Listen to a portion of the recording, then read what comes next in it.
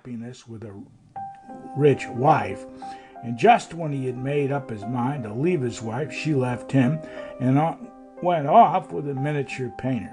As he had been thinking for months about leaving his wife and had not done it because it would be too cruel to deprive her of himself, her departure was a very healthful shock.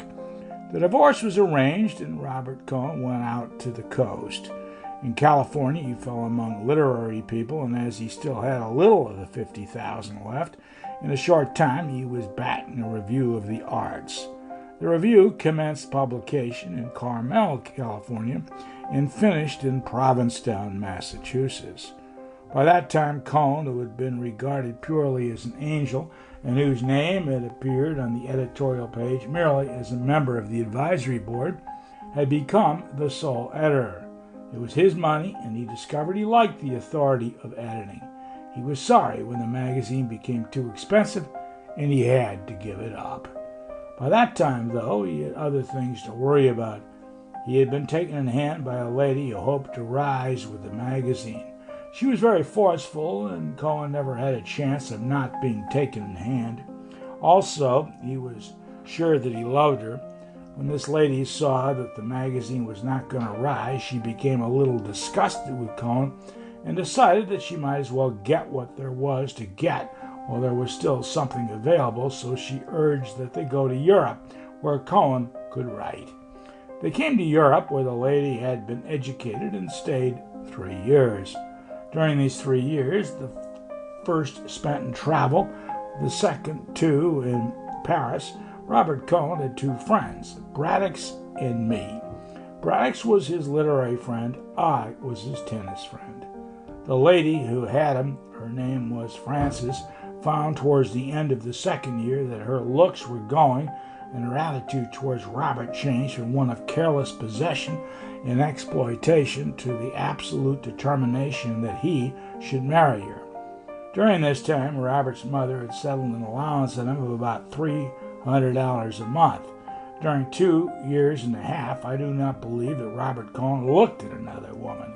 He was fairly happy, except that, like many people living in Europe, he would rather have been in America, and he had discovered writing.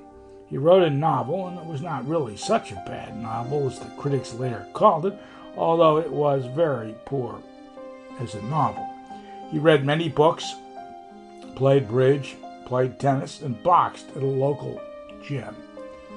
I first became aware of his lady's attitude toward him one night after 3 of us had dined together.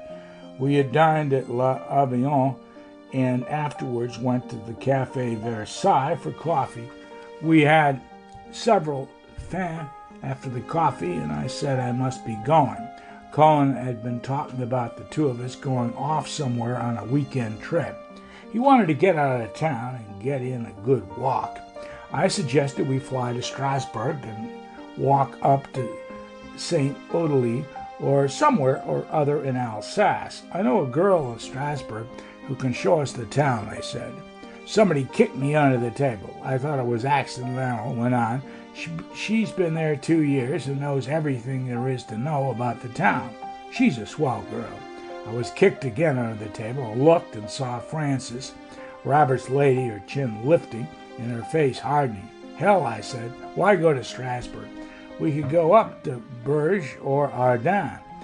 Cohen looked relieved. I was not kicked again. I said goodnight and went out.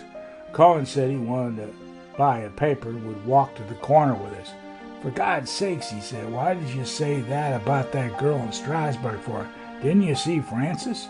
No, why should I? If I know an American girl that lives in Strasbourg, what the hell is it to do with Frances? It doesn't make any difference. Any girl. I couldn't go. That would be all. Don't be silly. You don't know Frances. Any girl at all. Didn't you see the way she looked? Oh, well, I said, let's go to Senlis. Don't get sore. I'm not sore. Senlis is a good place, and we can stay at the Grand Surf and take a hike in the woods and come home. Good. That will be fine. Well, I'll see you tomorrow at the courts, I said. Good night, Jake, he said, and started back to the cafe. You forgot to get your paper, I said. That's so. He walked with me to the kiosk at the corner. You're not sore, are you?